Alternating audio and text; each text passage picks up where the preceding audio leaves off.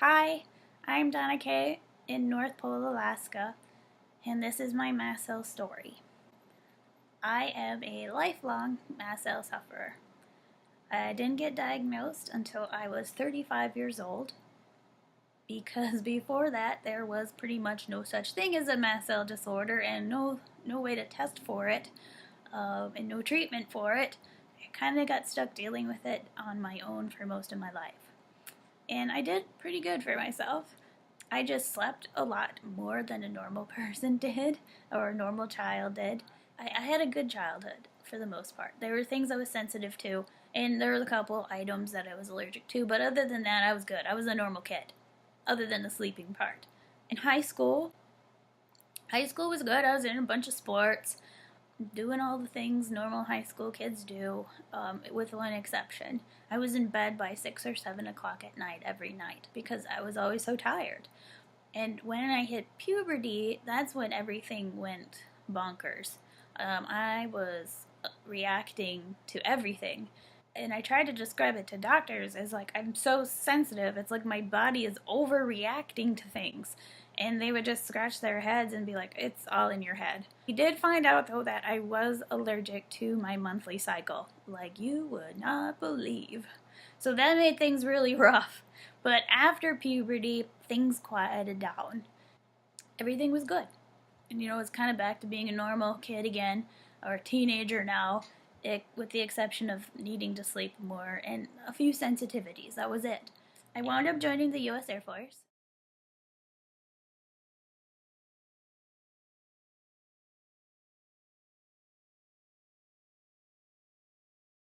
I was also trained in emergency management, and with emergency management, that's working mass casualty incidents, natural disasters, major war operations.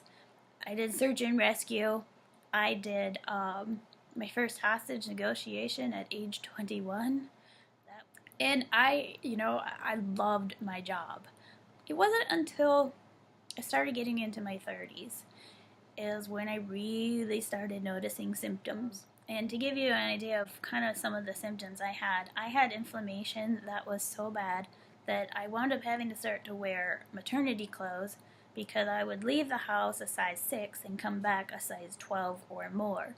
The inflammation was at least 15 pounds worth, and at some point it got so bad that I had to go in and have exploratory surgery, and we discovered that the inflammation was so bad it was actually starting to tear some of my organs.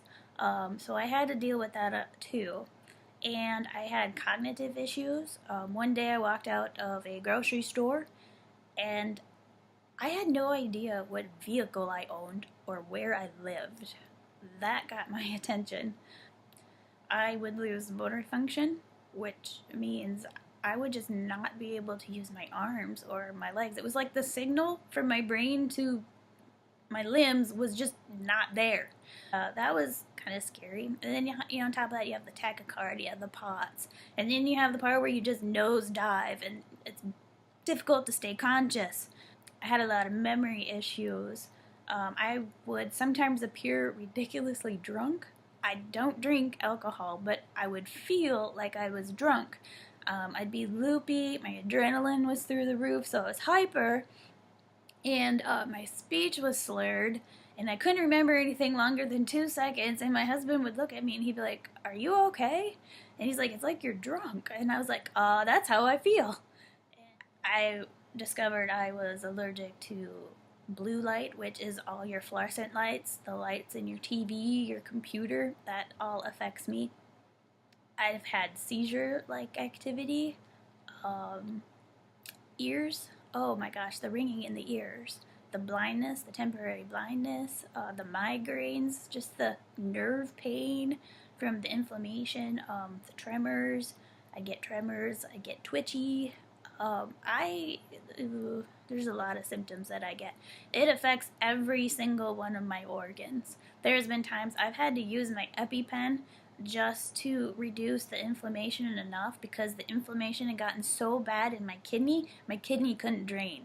So I would have to use an EpiPen just to get my kidney to drain, because if any of you have ever had a kidney stone before and your kidney bags up, you know how painful that can be. And I was looking, and I was going to the doctor trying to figure out what's going on. And my friends were teasing because it was funny. They called me the human thermometer because I would flush and get all bright red, and then the red would just rise and rise and rise. And so I got dubbed the human thermometer for a while. And I was trying to get diagnosed and trying to find out what's going on because I was in pain all the time. And, on top of all the other weird, freaky symptoms. And I would get passed around from doctor to doctor to doctor, and a lot of them would be like, it's all in your head. And they would send me to mental health, because if they couldn't figure it out, it must be something wrong with me up here and not to deal with something in the body. And I got diagnosed with 12 different autoimmune conditions.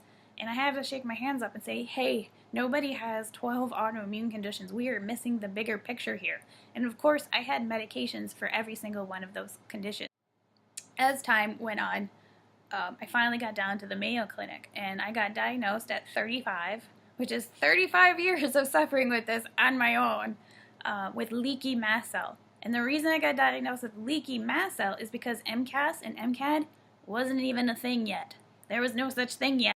And there would be times that doctors would argue with me, I've never heard of that, that never exists. And I would literally shove my hand out and be like, hi, my name is Donna Kay, and now you've met someone who has. So after I was medically retired, I took a year off because the docs at the Mayo Clinic said to take a year off and just rest. And hopefully your body will reset itself, because I've had such a stressful career. Well, it didn't. And I kept going back, and I got to a point where there's nothing more we can do for you. And I'm passing out all the time. I'm having what feels like mini strokes and temporary blindness and pain and everything you could think of was going wrong. It would get better, and then something else would go wrong, or it would just spiral out of control. And I just got to the point where I said enough is enough, and I started doing the research on my own. And what I started learning was, if you hear anything else that I tell you, this is the part I definitely want you to hear. You can make this better. You can heal. You may not be able to cure it, but you can heal and lead a better quality of life. It takes a bunch of effort on our part, and unfortunately sacrifice, like getting rid of all those processed foods, all those products that have chemicals in it, and kind of going back to clean living and clean eating. That is the only thing that works. And then within that clean eating and clean living, you're still going to have things that you can or cannot have, and keep your stress levels low, which is very difficult to do. There's going to be some things that you can't control, like being allergic to your monthly cycle. You can't control that. So you have to control the things that you can control and let go of the things that you can't control and just work around it.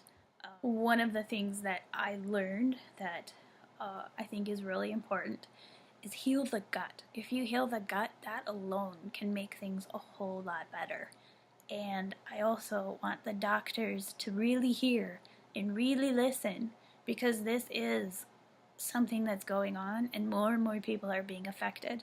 10 years ago, it was unheard of, and now it's commonplace, and that raises all sorts of alarm bells for me.